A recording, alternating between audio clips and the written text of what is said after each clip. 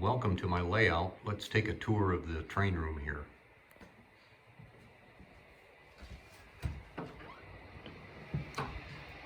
So as you come into the train room, on the left over here is the first helix. Actually labeled it as helix number 2. On the other side of the door we just came in is helix number 1, labeled as Buckeye siding, and that's a long siding that we use to meet and pass trains. Both helixes can handle a train of about 100 cars, but I don't typically run 100-car trains. I like to run about a 30-35 car train is pretty comfortable. Now this helix number 2 is labeled Minneapolis Kansas City Transition, and I call it the MKT siding for Minneapolis Kansas City Transition. Essentially what it does, when a train moves through this helix, it's transitioning from the upper level to the lower level or vice versa, going from either the Minneapolis-St. Paul terminal into the Kansas City terminal, or again, vice versa, from the Kansas City terminal into the Minneapolis-St. Paul terminal. So I use it as a transition. Essentially, any northbound train that enters the helix remains as a northbound train, and the same for any southbound train entering it remains a southbound train into the helix. I do have a train coming out of the helix at this time. That train is an M and St. L train that I'm running, Minneapolis and St. Louis. It's going through the Union Pacific's Armstrong Yard in the Kansas City terminal area right now. So the lower level, as you can see from the labeling on the fascia, the lower level is the UP Armstrong Yard in Kansas City. And if you go up to the top level, you've got the Minnesota Transfer Yard located in the Minneapolis-St. Paul terminal. And we've got a few cars in the yard there that will be transferred between other railroads and the Minnesota Transfer.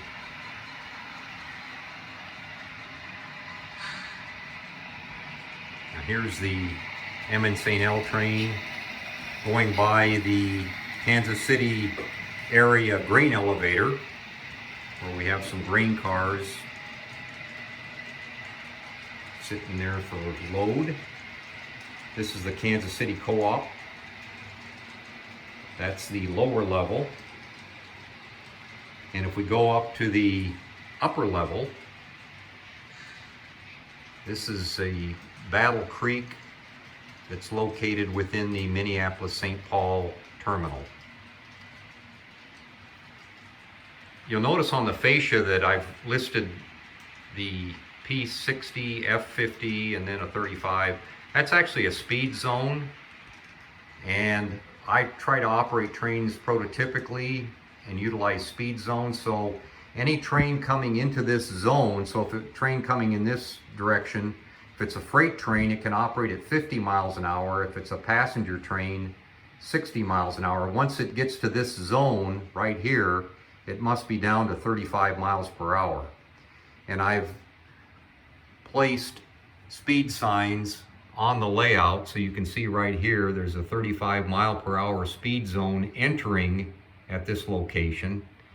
And as a train is going the opposite direction, it would be passing this sign that gives it permission to go back to 60 miles per hour as a passenger train or 50 as a freight train. So as we continue around, this portion of the layout on the upper level depicts the Dayton's Bluff area in the Minneapolis-St. Paul terminal. As we come to the lower level, this is the Chicago Great Western Yard located in the Kansas City terminal. We call it the Ohio Avenue yard in Kansas City.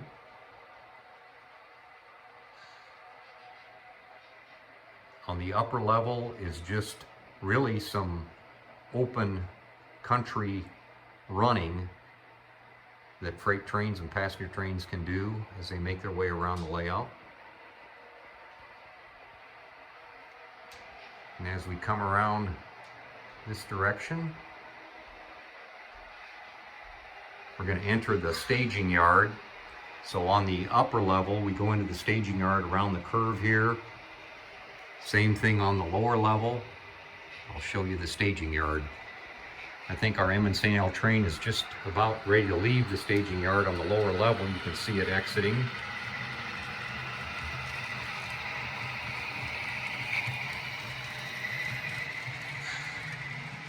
This is the staging yard.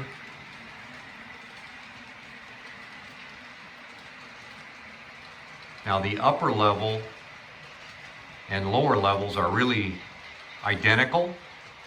The outside track of both levels is the main line, and you can see the M&L train is on that outside track on the main line, exiting the staging yard.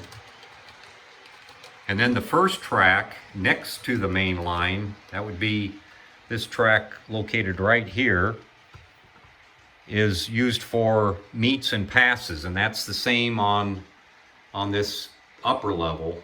That this first track right here is a long track. It will hold about a 46-car train used to meet and pass during operations.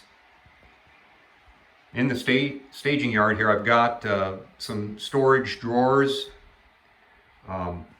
so I can store equipment when not in use. So I've got extra storage for cars that I can rotate off and onto the layout.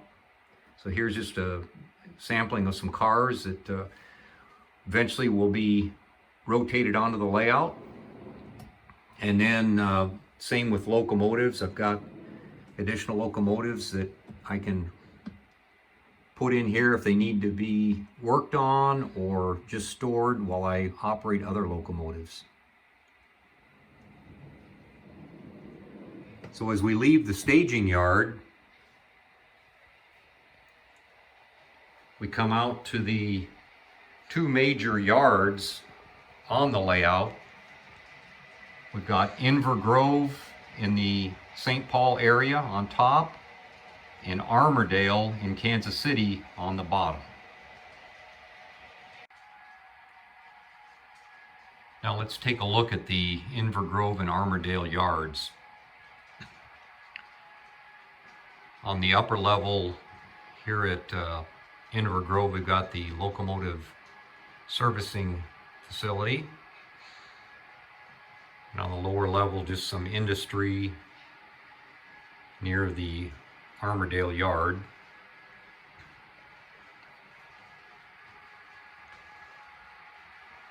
Both yards are fairly full of freight cars at this time. Here you can see the fascia label for Inver Grove. And on the lower level,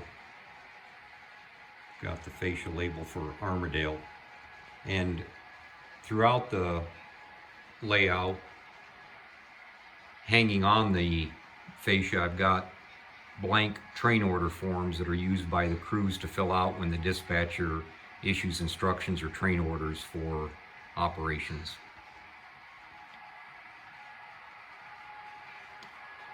So we'll just move along past both of these yards, come down to the other end, and you can see we've got the yard offices.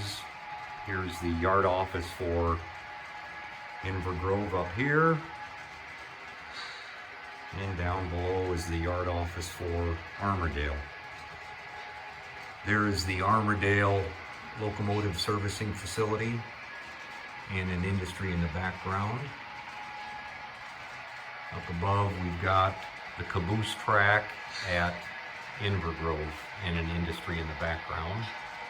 I've also labeled north and south on the fascia. That helps operators understand directions as they're operating and receiving train orders and that type of thing.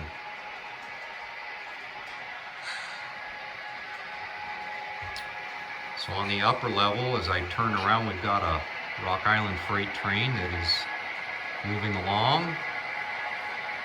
And on the lower level, got that same M and St. L train running. Looks like they're going to probably meet over in the Buckeye siding helix.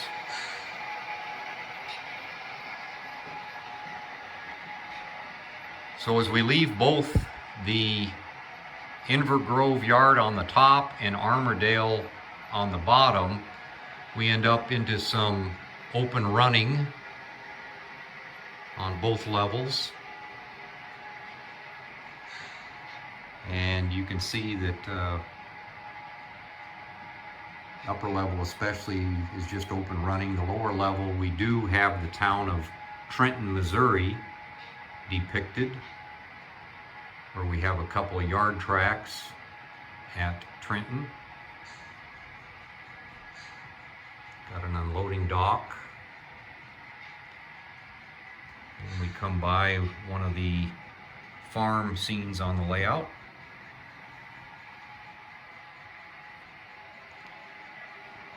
And on the upper level, the Rock Island freight train is going through Albert Lea, Minnesota. That's the Wilson packing plant. And on the lower level, the M and St. L train is enjoying some open running out in the country. It's going over a county road timber trestle right here. This is the town of Albert Lea, Minnesota. A couple of yard tracks.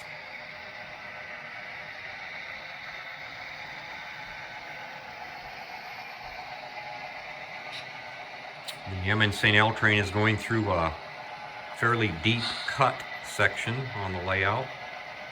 And over the top of the cut section is a wooden wagon bridge built years ago to carry the road over the top of the cut.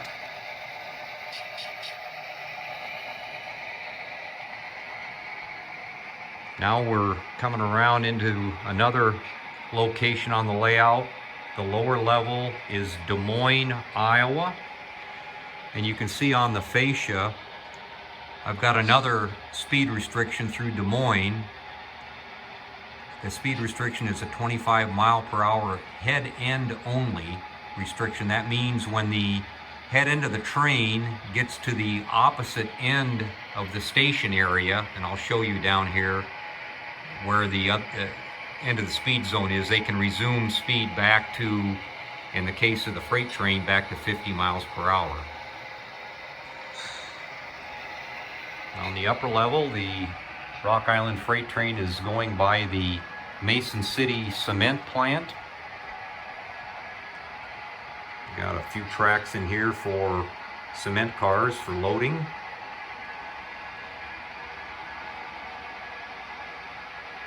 And on the lower level, this is the Des Moines station area.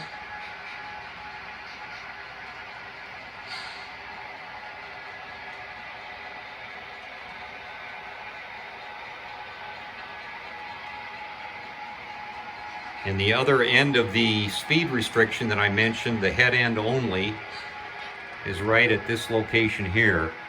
So as soon as that freight train, as soon as the head end gets to this location, it can resume speed to 50 miles per hour. And again, in the location where that takes place, I do have the speed signs placed. You can see the one that drops it to 25 right there.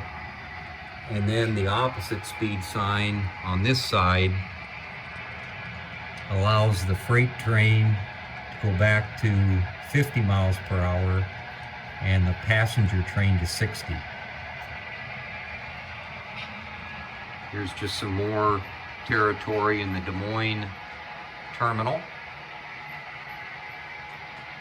And as we go up to the upper level, The Rock Island freight train is now moving through Clear Lake Junction.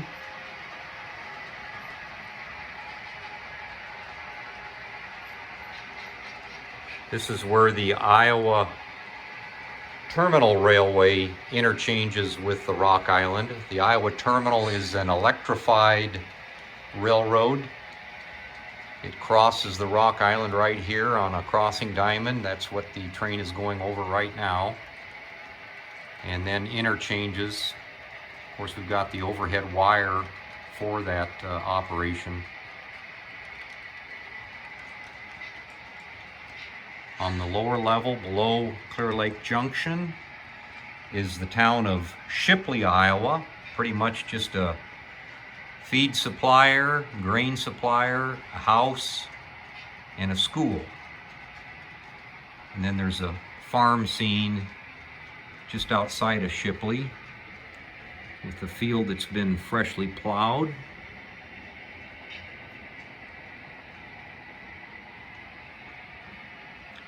As we go back to the upper level, the freight train is moving through Iowa Falls. There's the station at Iowa Falls, some passengers waiting on a passenger train. As we go down to the lower level, we're approaching the Indian Creek Bridge at Nevada, Iowa. It's the bridge. And then the town of Nevada, represented here. And on the upper level, as this train is leaving Iowa Falls, it crosses over the Iowa River. And then crosses over a branch line of the Chicago Northwestern Railway, where we see a CNNW caboose just leaving. Back down below to the Dawson elevator at Nevada, Iowa. We've got a grain car in there loading grain.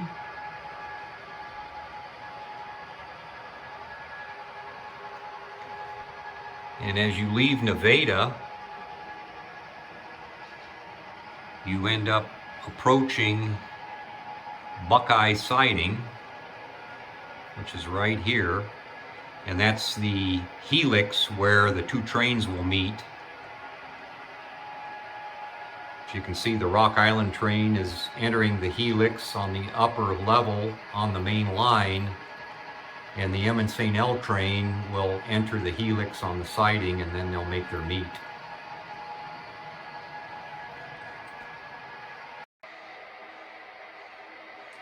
That wraps up a tour of the layout.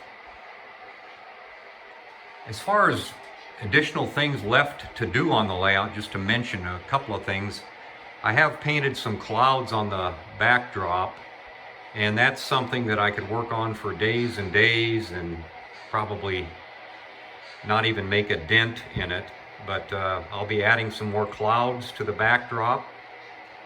I'll also be adding more weeds at select locations on the layout, and I like to add little details like pumping mud in the track, where you see mud locations that show that the track is getting used and abused, just like the real physical plant does on the real railroad. Next, let's look at some illustrations and details of the layout, as well as a brief tour of the crew lounge and dispatcher work area.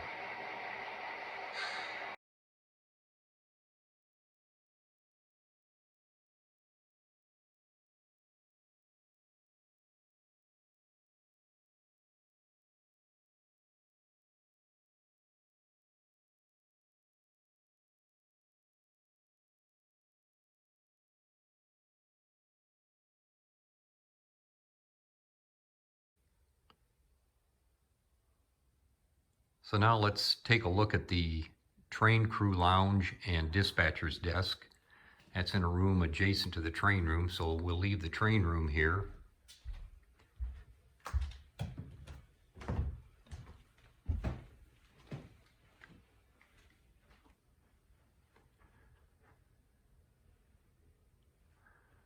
This is the crew lounge. Got a TV in the crew lounge. We can watch some railroad videos.